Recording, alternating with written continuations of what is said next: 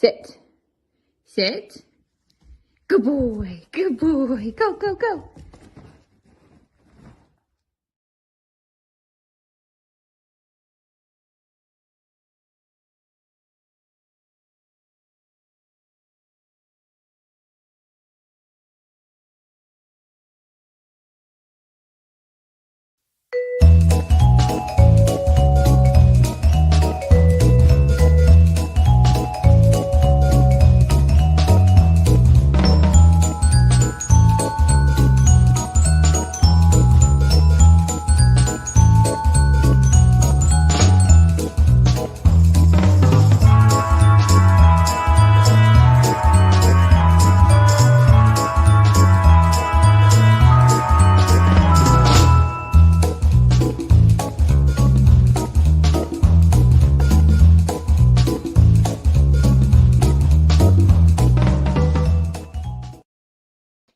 Hey, hi everybody. Look at us.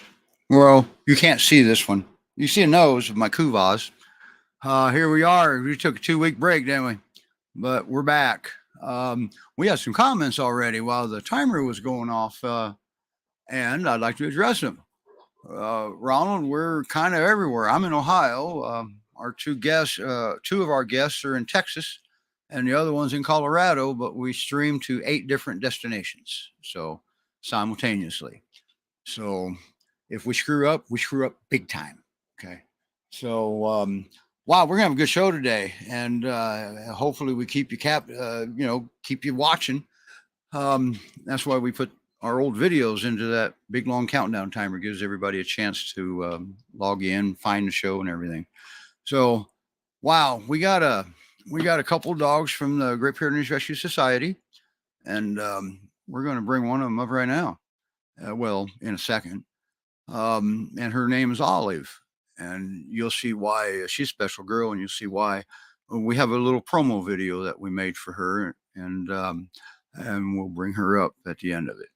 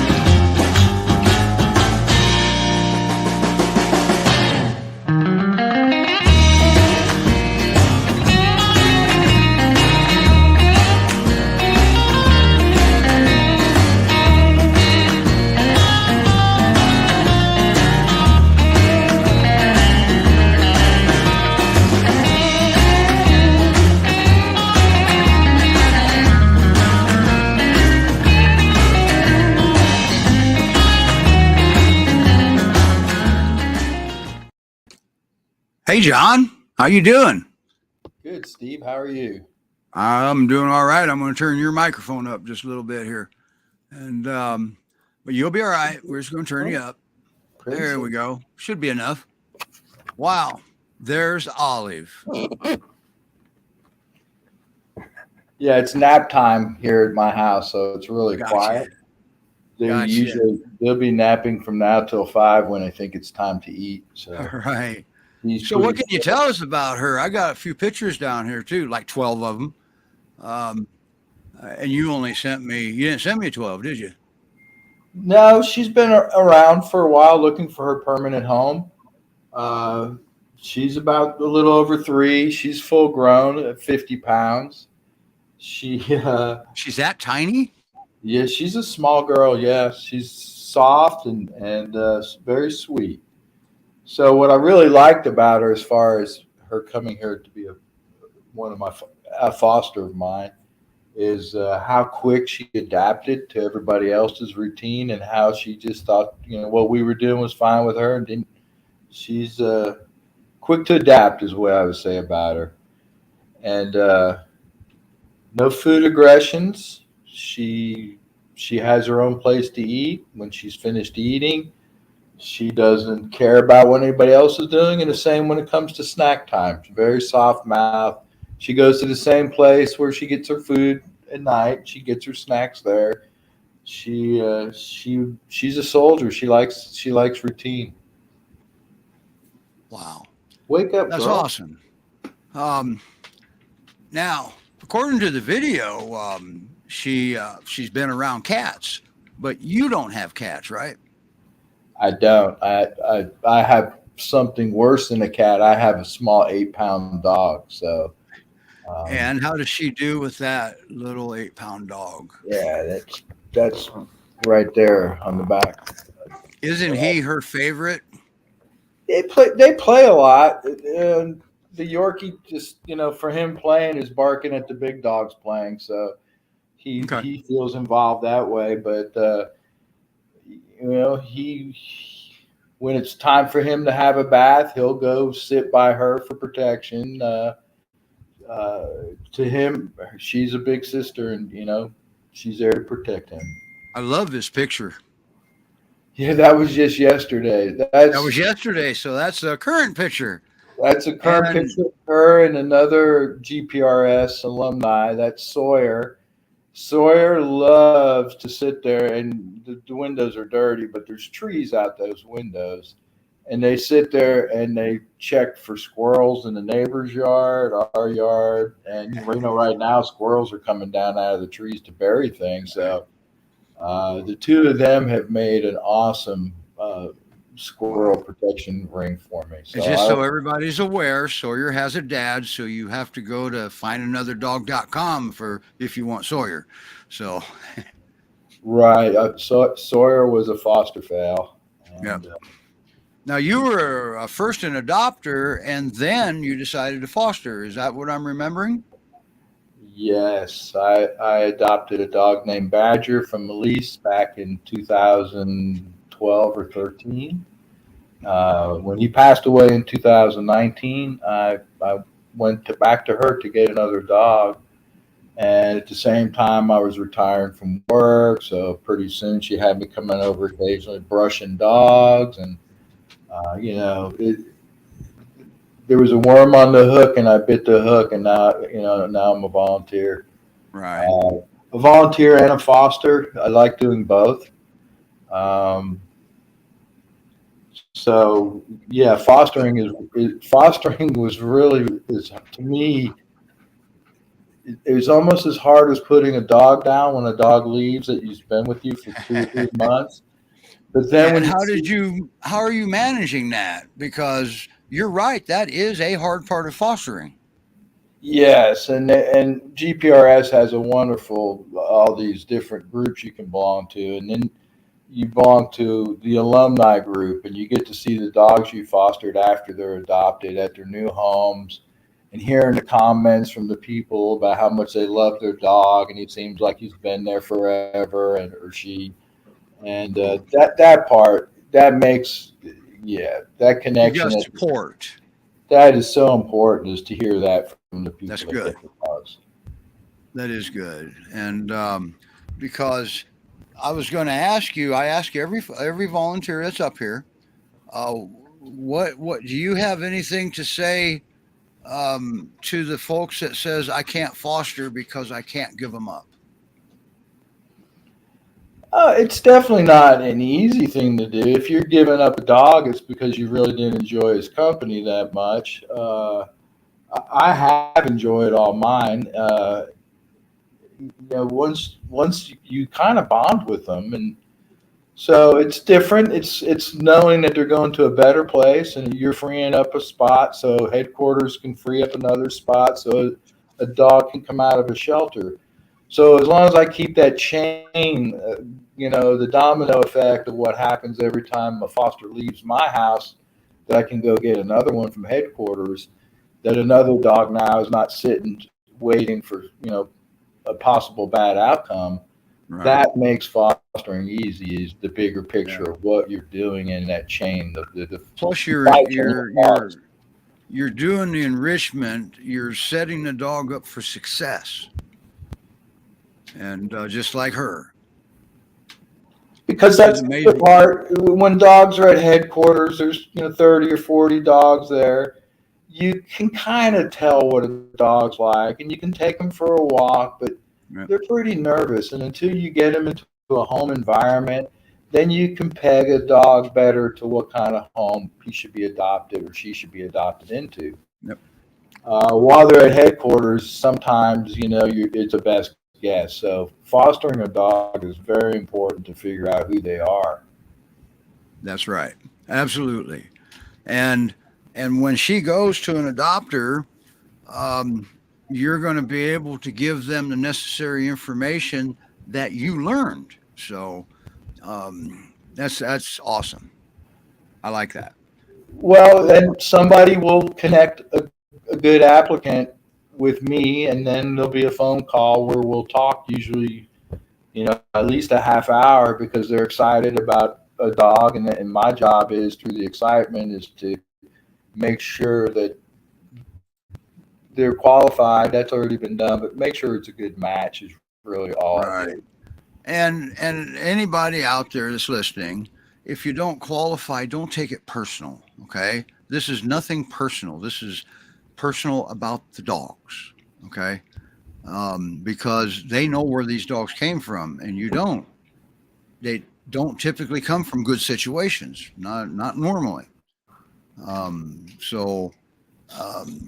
If I mean, just because you can't foster doesn't mean you can't help in other ways. You can volunteer. You can do other things. Transport. They always need transport. So anyway, but don't take, if you get denied on an application, don't take it personal, because there's nothing personal is meant.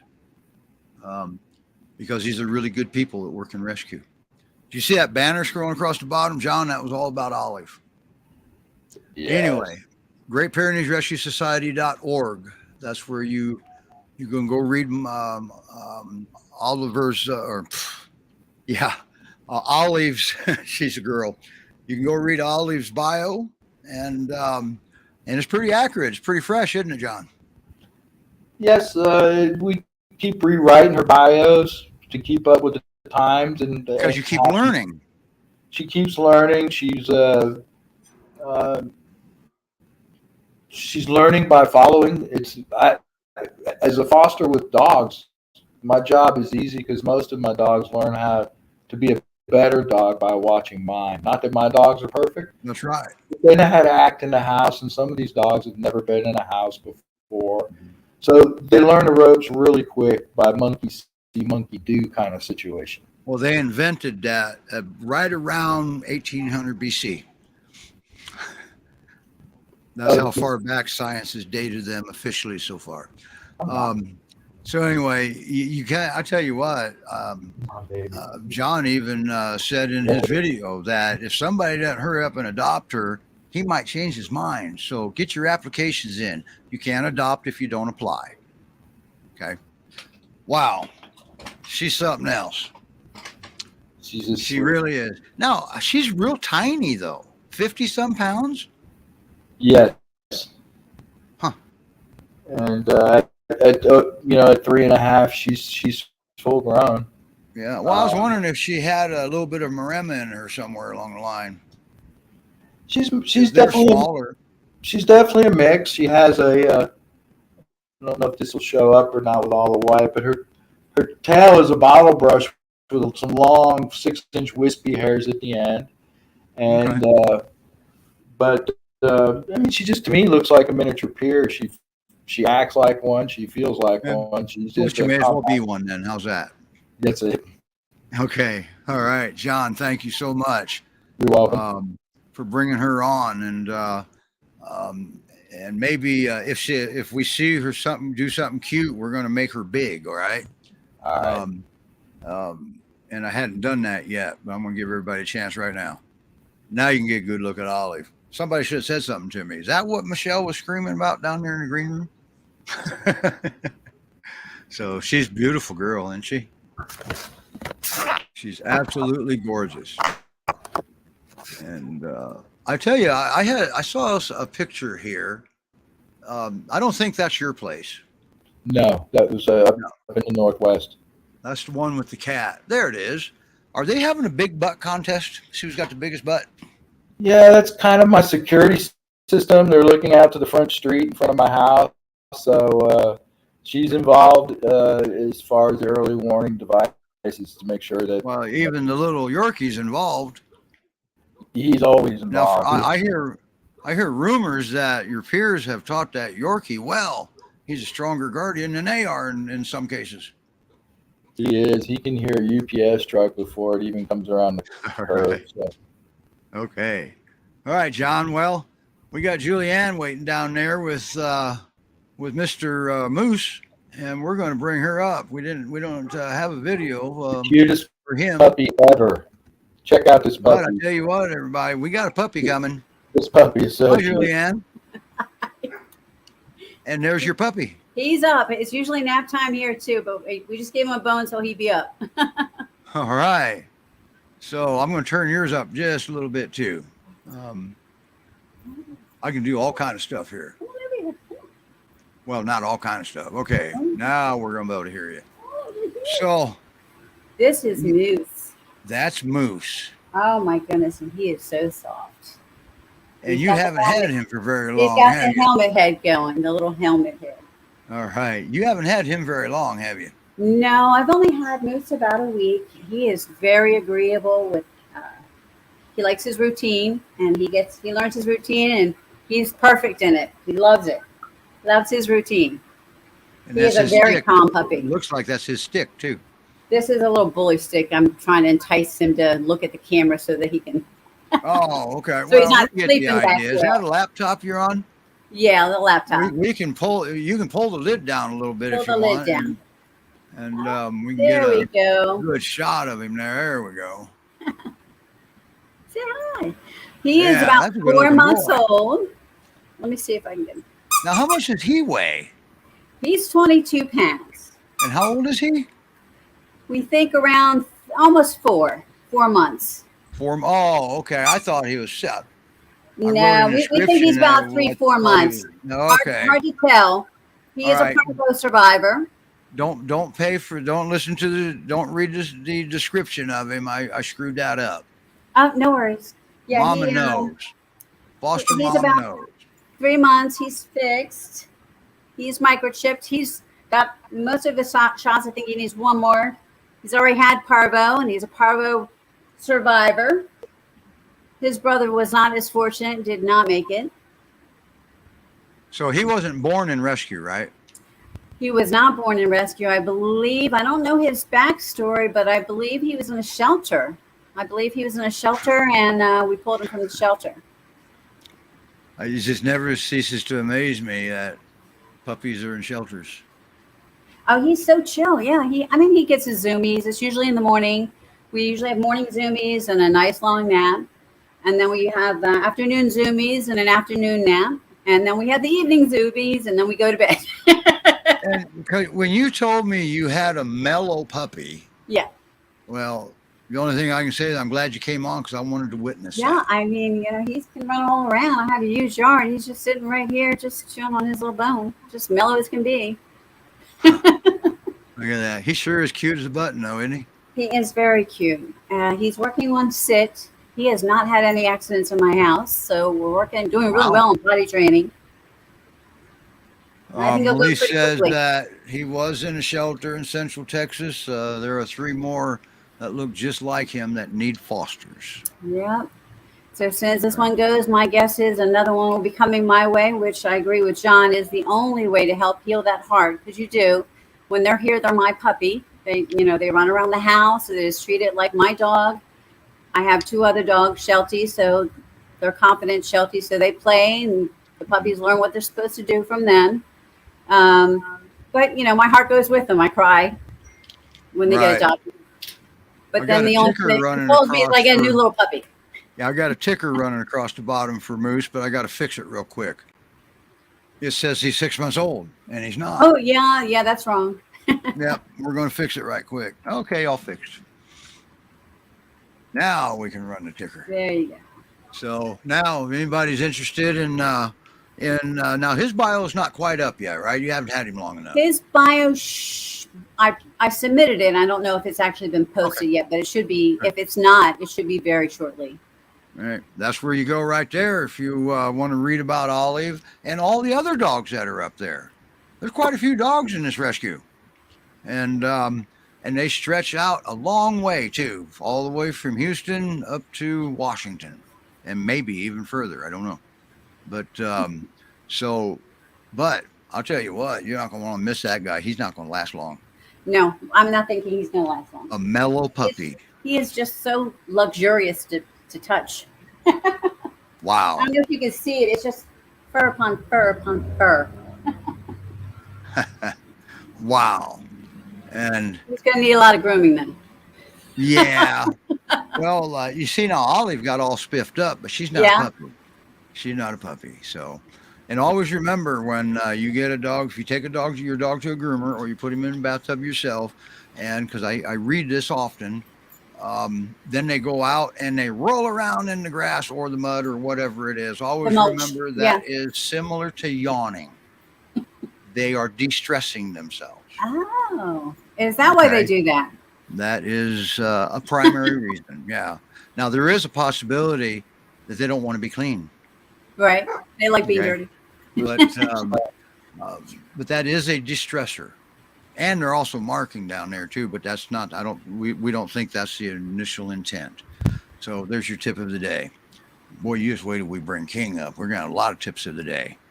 I just assume we're in Texas and it's hot, and so they're just looking for ways to get cool. and that could always be too. Now, is he public yet? Is he adoptable right now or not? Yes, he is adoptable. Okay. So you can do a write-in ballot, right? Yes. Yes. GreatPyreneesRescueSociety.org. I actually have a link in the description to his. He has his own webpage. I've got a link to it in the description. Olive has her own webpage. I have a link to that in the description of the show. So, what does everybody think about this new Facebook thing where it creates an event?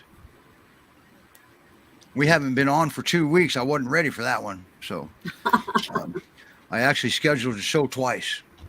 Yeah. Anyway, you have twice the viewers. Now, only being there a week, you said he hasn't had an accident in the house. Are you chasing him around like that? Like he takes a drink of water and you're getting him out a minute later or something? No, he actually is in control of his bladder, which is unusual for a puppy. Yeah, I mean, he goes all night. I stay at home. I'm retired, so my dogs aren't really crated. But I do crate train them. I'll crate them at night. So so he goes to bed like around 11 o'clock in his crate, and he wakes up at 7. His crate's clean. He's in a nice big crate. He goes right outside, does his business, comes in, has his breakfast. He's a really good puppy. He got that he got that routine down. Tell you what, some of these puppy fosters up in the Pacific Northwest are just very envious right now. Yeah, he's an easy puppy. I mean, I could probably foster 50 more like him. Wow. All right. The problem is they're not all like him. And for those of you that are wondering about the crate training, we like to crate train. I support it. And because if you got a couple of dogs and you ever have one, like, for example, tear an ACL and he has to have surgery, then is not the time to start your crate training because your vet's going to put him on rest. All right. He's got a couple people interested in adopting him already. There we go. Now, he's not the only pup. He's a representative of the other pups too. Yes. Just so you know. All right. Thanks, Melise. I forgot about that. At one time, I told Melise, and she got mad at me, that you're going to get confused. You won't. You had so many litters born in rescue. People were going to think that you were a puppy mill instead of a rescue. And be honest with you, she didn't appreciate that. Yeah, Puppies are so much work. And I didn't expect her to. But anyway, now, and I forgot to ask John. Even after, actually, I did ask John. How's your experience been? How is he your first foster? I don't think he is he? Oh, me? Yeah. So no, I've been fostering for. I'm new at it, so I've only been doing it 3 years. 3? Yeah, I've been with Great Pyrenees for 2. 3 years. Yes, the last 3 years. All right. Yeah, I even when I'm not fostering though, I go in, we clean the crates. We volunteer to walk dogs at our local shelter. I just try to give back any way I can. Okay. Now I'm going to ask you the same question I asked John. What would you say to somebody that says there's no way I can foster because it would hurt me too bad to let the dog go? It does. And you know what? Even my friends say, how could you let that dog go? And even my family, can we keep this one? Can we keep this one? The only thing that keeps you going is, that you're going to get a new puppy that needs you. I mean, these puppies. You're going to save really another one. You know, always are sitting in a crate. They're not learning how to go potty outside. No. They're not learning about the goodness of people. They're not learning anything. They're just sitting in a crate. That's right. In my mind, that's what, I'm getting a new puppy. They run sideways. They're falling over their feet. It's adorable. I love it. Wait it's a minute. Work, a Great Pyrenees puppy is clumsy? They are very clumsy. They trip over their own 2 feet. Yes, all the time. He looks bigger there in that picture. He does look bigger. I think he's just sprawled out and really enjoying the yard.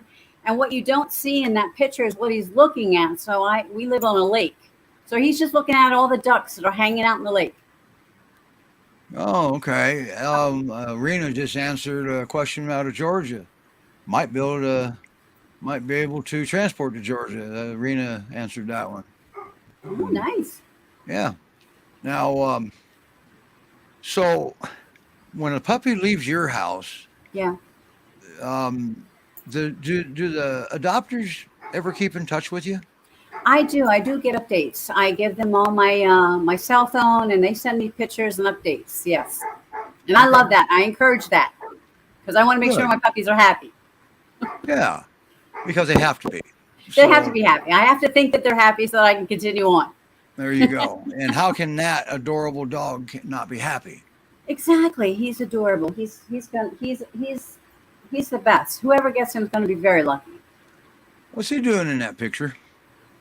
Oh my goodness. I was telling someone else that that fosters, a lot of times these puppies, they're really hard to photograph because they're not like an older dog. They don't say, oh yeah, come take my picture. So I tend to video. Don't want their pictures taken. Yeah. So I tend to video them playing with my dogs or with toys. And then I'll go through the phone and just screenshot what looks good. So he's actually running around playing with my 2 dogs in the yard.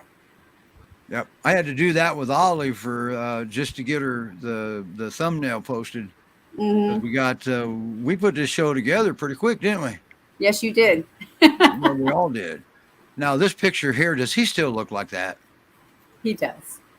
He does still look there. Like you have. I've only had him a week, so it couldn't have been more than a week ago that picture was taken. All right. If you adopt him, that's what he looks like. That's what he looks like. Hello.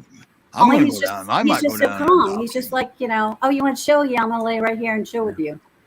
And so, and also everybody, we don't want to forget that we want to not forget Jean-Luc. He is the GPRS calendar contest cover boy. And looks like he may have a little bit of helmet head, but he could have just slept on it wrong. All right. Did you know Jean-Luc? Because he came out of Texas. I probably saw him at headquarters at one of my trips up there, but yeah, I didn't. John probably. I only do puppies. I'm the puppy gal. Yeah. He was a puppy just like Moose. He was a puppy like Moose. It was like you can't lose if you adopt this puppy. He hears his name, he's looking. I saw that. Yeah. Oh, I'm just Rena happy says you woke that's up. spiky natural hair. All right. Okay. Great Pyrenees Rescue Society. There's 2 dogs right there. If you don't want an adult, there's a puppy. If you don't want a puppy, here's an adult. Okay. And but you can't adopt if you don't apply. Great Pyrenees Rescue Society.org. I'll put the banner up one more time here. And we're going to drop his ticker. And we've got some excitement coming up now. We got some training tips coming up. I know. Yeah. I'm a trainer. Okay. I get that. If you've had a dog most of their life, yeah, you probably are a trainer with that dog. Okay. Always remember, every personality of this breed is different. You have to go potty. Okay. So, John, have you ever had 2 personalities the same? No, they're all different. Similar, but not the same. Right. Same characteristics, but all different personalities. Yeah. All right. Okay. Well, I don't want to keep Michele down there all lonely down there very much longer because I promised myself I wouldn't get beat up by girls anymore, and here we are. So we're going to move ourselves over to. Hang on, everybody. We're going to Colorado. There we are. Whew, that was a good trip. All right. There yet? Hi, Michele. Hey guys. Hi, Michele. And that's King you have with you, right?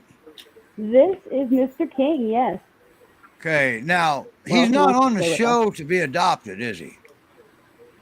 No, not yet. He's still in foster care. He was shut down quite a bit, and we are trying to get him in the process of being a highly adoptable dog. Okay. And now he was adopted once and then came back, what, a couple years later? Yep. So from what we can tell from piecing some records together, he's born in January of 17. He was down in Texas with you guys, just the state, not the people, and hung out there for a couple of years, got neutered, got transported up here, stayed in a home, was adopted, and stayed there for about 2 years, and then he was just returned on, I believe, the 19th of September. Okay. All right. Now, and he wasn't a big cupcake when he came back, was he? No, sir. So King, the way that Judy remembers him was he was a very, very outspoken young man, was quick to tell us about what was going on in the shelter, interacting with the other dogs really well. Now we kind of see him a little bit more shut down inside of himself. We're not seeing really any barking that's something that we would expect from a Great Pyrenees. Like, we're just not getting it. He's not telling us about his fly fart 6 blocks away. Go on. All right. Hey, John and Julianne, can you hear her okay? Yes. Yes. Good. I just had my speakers too low. So when he got back, he was not the same dog, and he was shutting down in the kennel. And your foster Nero got adopted, and you went and got King, didn't you? Knowing that he needed some attention. Yeah. So he's an older friend, and he should absolutely. And just giving him love's not cutting the mustard, is it? It takes more than that, doesn't it? I mean, that's word on the street, and that's kind of what I'm experiencing right now. Yeah, he takes a little bit of extra love and a little bit of extra attention. And a little bit of guidance, a little bit of confidence. Yeah, absolutely. So what have you been doing because that's not the dog that was described to me. How did you get him this way in this short of a time? You've only had him, how long, 10 days? Yep, had him 10 days. So the first day, we just kind of let him be. We've not used any loud noises or behaviors at all. He's scared of a lot of things, obviously. I know he's not being super. But you see him moving into the scratches. He doesn't want to. He doesn't want to play nicely for the camera. And then from there, it's just basically rewarding every single human interaction that he was giving us and saying, "Hey, I want to know. I'm curious. If those ears came up, then we were giving him love and attention and telling him what a good boy he was for giving us that human interaction. And then the past couple of days, we started laying down with him. So down on the floor, face to face, feet to feet, and just listening to him and seeing what he's going to tell us, what he wants to do, and kind of encouraging him to talk to us in doggy body language. And he's still kind of staying a little elevated on his just normal stress level, right? I would say so, yeah. But see, I stopped. See, she's already coming back for more. That's my boy. That's right. I like that. Now, now he has some issues in the car. He throws up at one point in time every time, right? Yes, sir. Yes. And how would you tell these folks that what you are? Now that's a work in progress, isn't it? Because we just talked about that the other day. Yeah, we just talked about that a couple of days ago. You're absolutely right. So and we're not convinced it's motion sickness, right? If it is motion sickness, I do think that you're right, and there's some anxiety at play as well. Yeah. Absolutely. Because a dog can stress themselves right into Clostridium, and that's contagious. Yep. And they give it to themselves through stress. So, what are you planning on doing with to try to help him through the car? So with the car, we need to work on counter conditioning a lot of that negative stigmatization that comes along with being in the car. So step one would be just having that car available to him. And once we get to that point where he's comfortable with it and he's telling us I'm okay, we can start just slowly but surely increasing the amount of time that he's close to the car. And we can also work on making sure that he's getting rewarded for that behavior. And it won't be treats, will it? Because we don't know if it's motion sickness. We don't know if he's going to throw it up, right? Right. So everybody, if you look at your screen, that is what Michele is doing.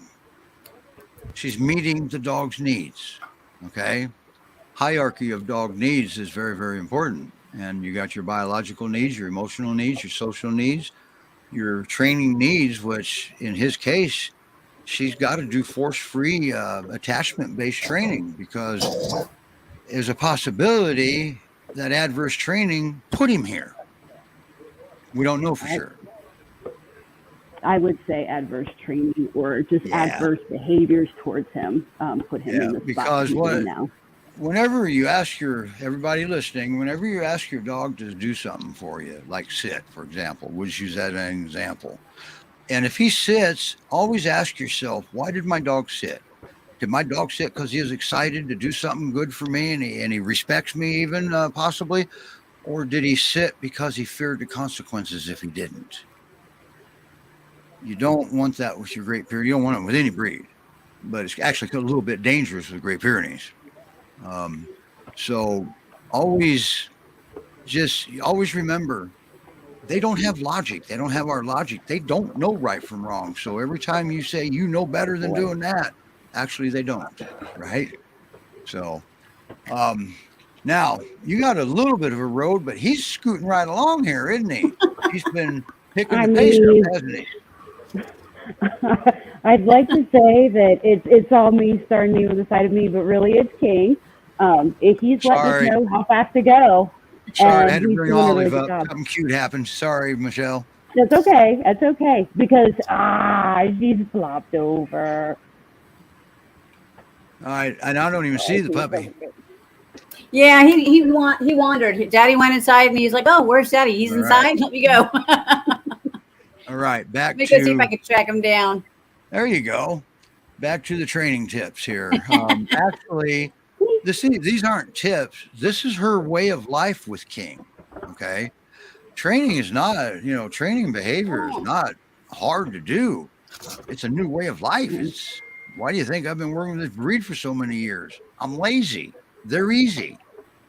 So once you make your attachment, once you make that connection, and boy, he's gorgeous. Oh my gosh, he is one of the most beautiful dogs that I've come across in the wild. Truly, he is. It's a shame it's a shame that he apparently was treated poorly. He's fine. Because look at how he's holding his head low and stuff. That's just not. Hey, that's because Mom, Daddy Now took your goldfish Levi, away, my didn't he? partner in my nonprofit, he has now he's a trainer. He's a CPDT, and he has he has confidence building programs that he puts into place for. But we have prerequisites that have to be in place first, and he's not quite there yet. Oh, we got us a puppy. You want it? We got us a puppy. Little friend. Oh, good boy, King. Show him. Say hi. Wow, where are you? What kind of patio do you have there? It's a big one. Yeah, it's big. Holy cow. That It's is big. a big one. It's bigger than the puppy. So I'm sorry, Michelle. You know how the show goes. Sometimes you've watched it. Yep. Hey, see Sometimes how we need a he's little bit of laying? extra puppy time, and that's okay. You see how he's laying? He's laying on his leg, but yet his other legs are positioned for a quick move. Yeah.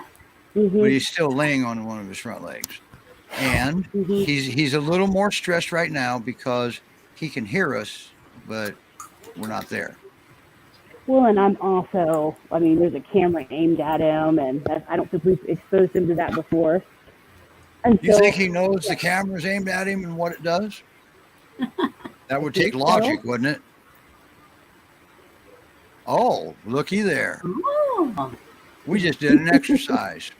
There's your next training tip right there. Sometimes that's all it takes, right? Now, when she does, when Michelle is going to start working on the car stuff, what she's probably going to end up doing is, walking him out in the driveway with a leash on, having the car door open, and sit down within about 3 or 4 feet of it. And when he's calm, see, people, we somewhere along the line, something got twisted around.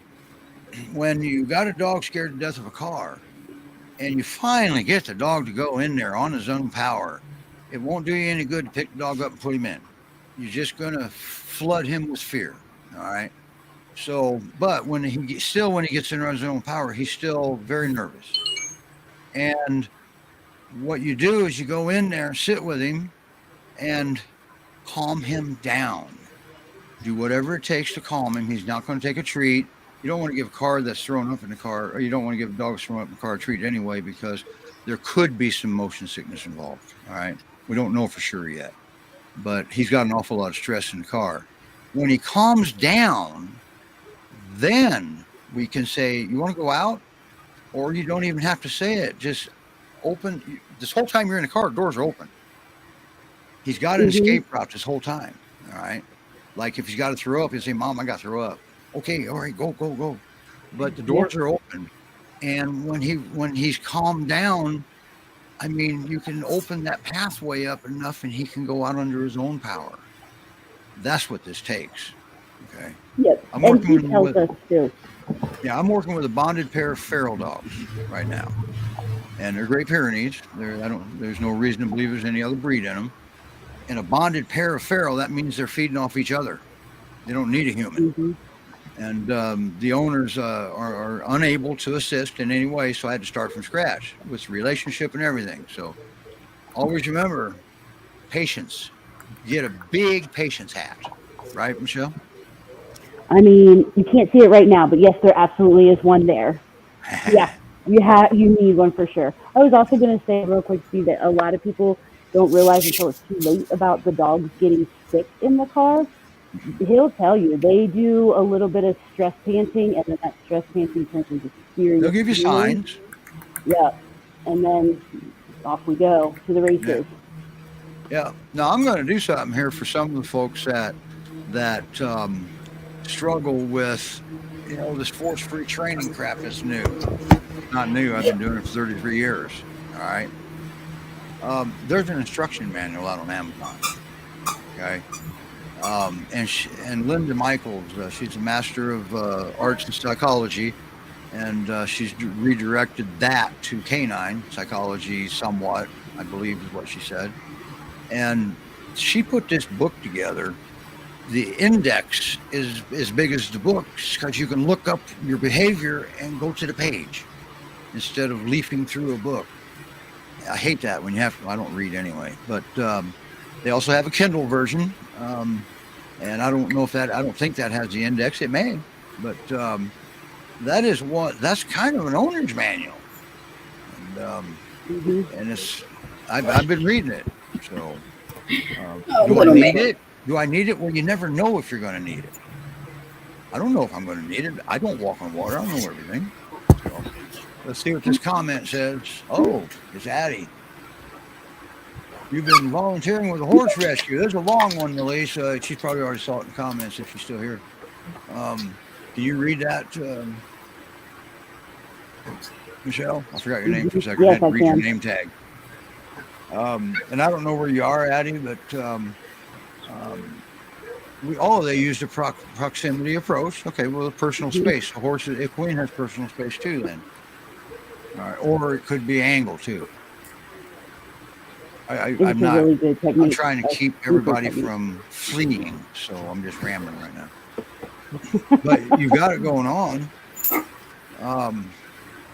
That's good, and she has something going on there about the touch. All right. Always remember when you have a new dog, you got a new dog in your home. Just because he approaches you doesn't mean he wants to be touched.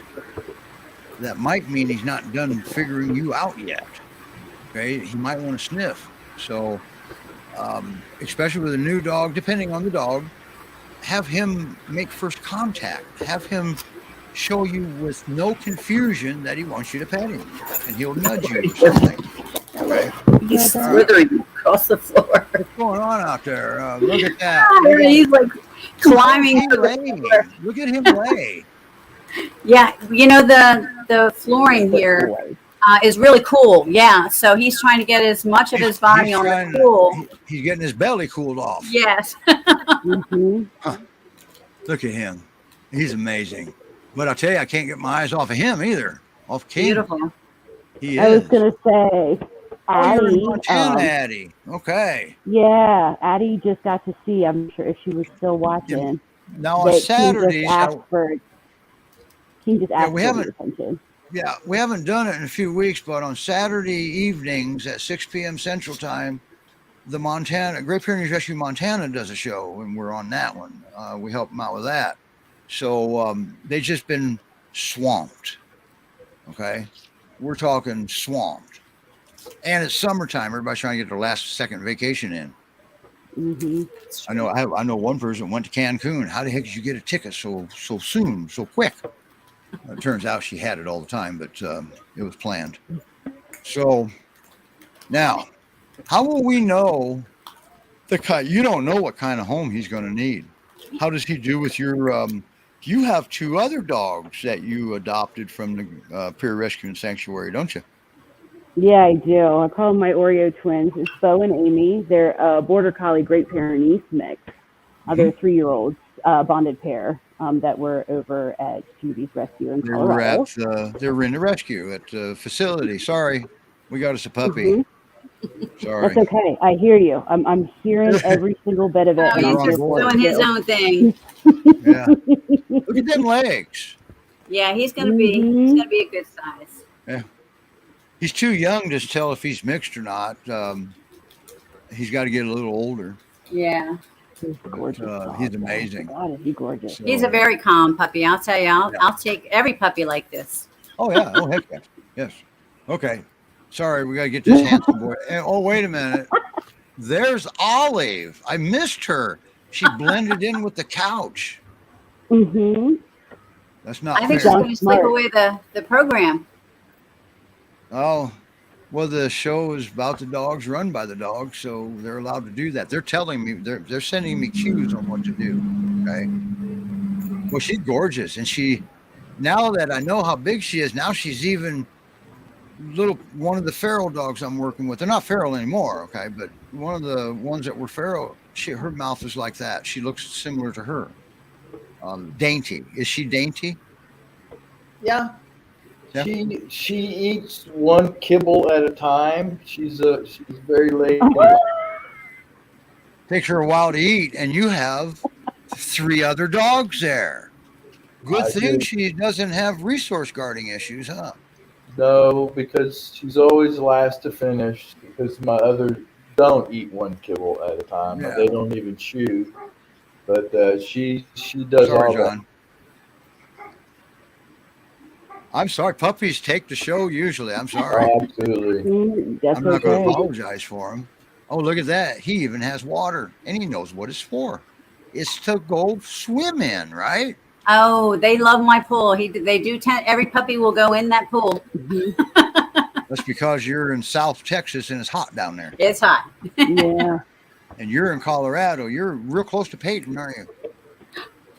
Yep, about 40 minutes from Peyton. Okay. Yeah, it's nice and chilly here today, though. We're Is it? sitting in the 40s. Yeah. All right. Ooh, nice. hmm And that's a good thing. Now, what's your next step with King? I know it's up to him. What are you hoping your next step is? I would like to see a lot more confidence. I mean, I think we all would. Once we get that confidence up, make him a little bit more comfortable in the car. See if we can get him to where he's comfortable riding in the car. Then we can kind of narrow down that like behavioral versus health. Do you have a problem with him actually getting car sick, or is it just a behavioral thing that needs to be taken care of? And then we probably need just a scotch of basic training as well. Yeah. For everybody that's listening, the confidence, okay? When you give your dog knowledge, usually that instills confidence too. The more he knows, the more confident he gets. Now, the problem that one of the things we have going, or she has going on with King, is unless you've figured it out, but you never do because it doesn't have to be King. When you relay the signal to the dog, a lot of times the dog's not receiving it because he can't receive it the way you're sending it. Okay. Mm-hmm. And we just have to make an adjustment, just a minor adjustment sometimes. And he's only been there 9 days and he's had a rough go. And everybody, if you're going to turn your dog into rescue, please don't ruin them first. Okay. Give us a chance here. Or at least tell us what you're doing so that we know how to help him. Yeah, or at least be honest. Nobody's going to beat you up. Nobody's going to shoot you unless you shoot at the dog. You might get shot at. Okay. But nobody's going to blame you for anything. I mean, if you can't keep the dog, you can't keep the dog. We're not here to judge. So please be honest. If there's certain things that you were doing that you think could have caused a problem, be honest with the rescues. Okay. They're volunteers. They don't get paid to do this. And I just reminded John he didn't get paid for this. Dang it. Last time I said that, he got walked away. It wouldn't be fun if they gave us money to do it. You know, see, I don't want money to be my incentive, okay? Because I don't want to have to ask myself for a raise. Because I might not give myself a raise. Then what do? Quit? So anyway. King, you know, I know you've been asked, how long do you think that'll take? How long do you think that'll take? We don't know how long it'll take. I see I see improvement here, and so do you, compared to what he was at the kennel. He's just like night and day almost, wasn't he? Isn't he? Yeah. When we got that first day, shut down completely. Yeah. And you took Nero home and got him adopted, and you followed through on that, and you helped the people when they needed it, right? And the cool part of it was you had the information to give him because you knew what Nero responded to with you. Okay. Absolutely. Now, what makes King so special and why we wanted him to come on today? I don't know if a lot of you know this or not, and keep in mind, this is just science, it's theory and philosophy. All right. We believe that, like, for example, some of the behaviors that get learned in one home, something that they don't want to do, it'd be adverse, it'd be bad for the dog. Always remember that we accidentally, a lot of times, reward behavior that we in no way want the dog to be doing. Now, when that's done on purpose, and then it continues to happen, there's a possibility, and it happens often, that behavior doesn't leave that home with the dog. A lot of that stays there. because that's where it belongs. All right. And so that means when we have all kind, but here's the thing, because it's a traumatic driven behavior, it's trauma driven. When these fosters enrich these dogs, most of that travels with the dog. The only thing that doesn't travel with the dog is the attachment the dog has with the foster. You have to have your own attachment. Okay. And the cool part about it is they can't tell you how to do that one because that's a natural thing. Well, I see Julianne just a grinning down there. Look at that dog. He's just too cute. He's just too weirdest good. He's just so good. Yeah, he is mellow, isn't he? Sheesh. Are you being cute? You guys better get your applications in before I do. All right. I have no business with a puppy at my age. Don't worry. My biggest fear is that my dogs outlive me because I lose control of their destiny. All right. But wow, what a show. I'm going to make us all equal here. And now King comes up and makes an appearance. And he handsome. There you go. That's what a Colorado Pier looks like, except what was he mixed with? He was what, 90-some% Pyrenees, and what was the other? A few mixes. Yeah, we had some crazy. We have an app that is free. The DNA swabs and stuff. Apparently, I've been told that. Well, they haven't been around long enough to be accurate. They somebody got sent a letter saying Akbash isn't in the database. It used to be. They pulled it out because it just was screwing up. It hasn't been there long enough. You know, they've been collecting human DNA since what, the 80s, early 80s. They just now making it missing. Yeah, a long time. All right, and let's see what Sammy has to say. We're trying to get Sammy on for next week. And she has Marcia. She sometimes lays down and doesn't want to move. I have to wait until she decides to stand back up. Any tips? Yes, I do. Don't take her anywhere. Don't take her anywhere, right? If she lays down, it's probably at the worst opportune time, like middle of the street. That's usually where the Pyrenees picks. They don't do it on purpose. But go out to the end of your leash, turn around and kneel down in front of her. All right. And typically treats, they don't do the same thing outdoors as that they do indoors. So the prerequisite is you're not 100% treat based. You give the emotion and the praise too. Okay, that is what you give outside sometimes. Now, but to go out to the end of the leash, don't ever pull the leash, because when you pull the leash, you're alerting your dog, or making the dog freeze. All right. When they pull the leash, well, it's either they don't know how, or well, they just don't want to know how, and they just don't respect, because if they're in front of you, they're controlling that walk anyway. All right. So, and Miss Olive, she walks 2 steps in front of John. Is that right, John? Yeah, she does that without really pulling. It's just kind of her. That's not the same. Zone. Right. That is clearing the pathway. All right, somewhat. She's still controlling it. Make no mistake. All right, she's got control of it. But 2 steps, that's not. That's the dog. Funny. The puppy walks out 2 steps behind me. And that's also controlling the walk. What's he making you do? Slow down. And she's making John speed up. Think about it. We're parallel. Does that mean I got it just right? You got a Goldilocks situation going on. You have winner, chicken dinner. He loose leashes. He's good on the leash, right? Yeah. When Oh, he came yeah. back, that's something that he's had ever since he was there the first time, right? Because they taught him the first time. Yeah. Mm-hmm. Yeah. Dogs never forget. Make no mistake. They don't forget how to do it. They're not wanting to do it for you. Okay. So either you've confused them on your signals and they don't know what you want them to do, and how you can sometimes guess at that. If you ask them to do something and they come up to you and sit down instead, or they lay down, They don't know what you want, and they're trying to figure it out with the stuff they know that you asked them to do before. So take away all the confusion. If you want to make eye contact, put your finger to your nose. Look at me or watch whatever your words are. Show them where you want them to make eye contact. Okay, take away the confusion. A lot of dogs and be consistent with that. And you've and how's he doing on his basics?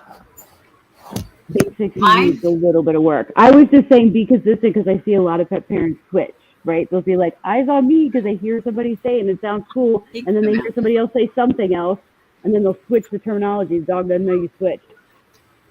Yeah. If you have a dog that doesn't know how to sit, you need to rethink that.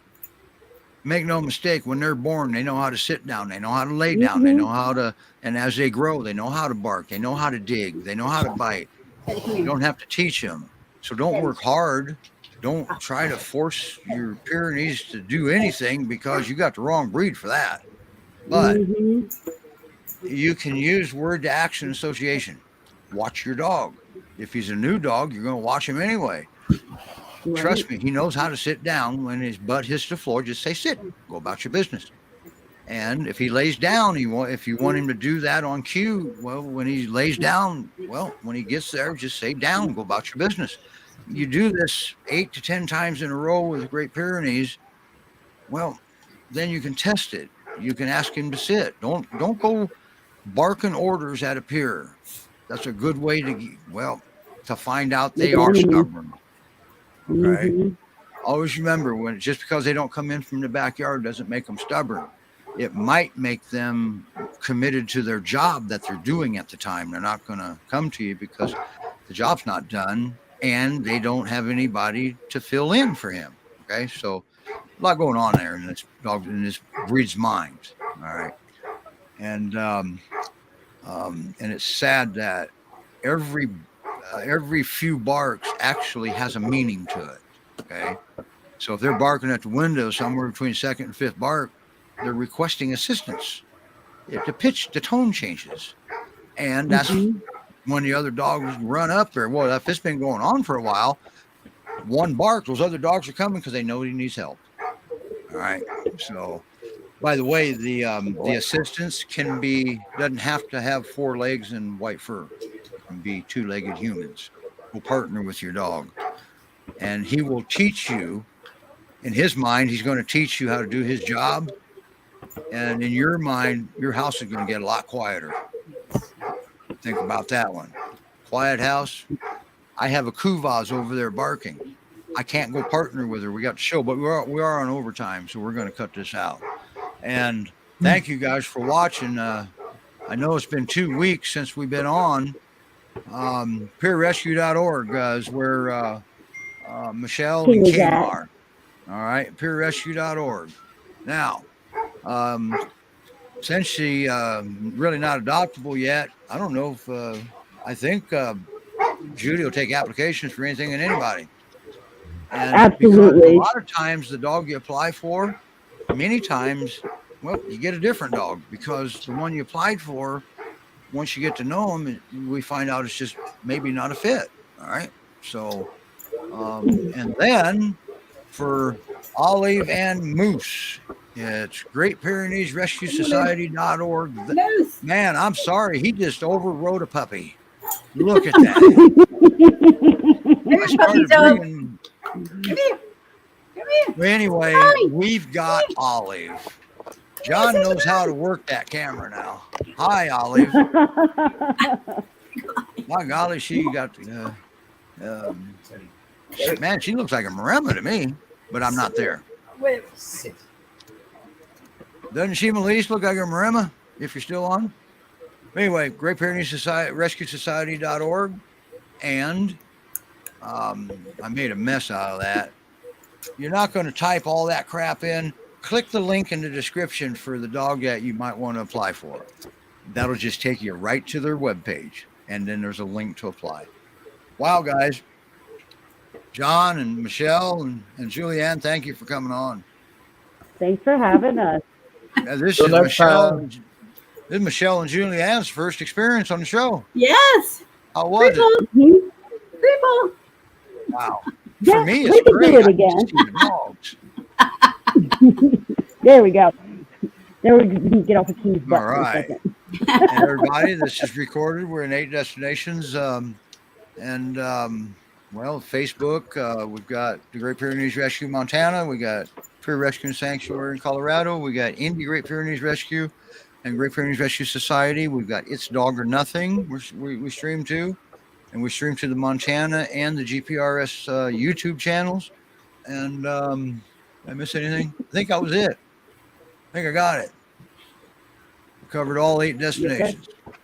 So, and I don't know how this happened, but when I lost my my only puppy I ever had, I lost him back in July from degenerative myelopathy.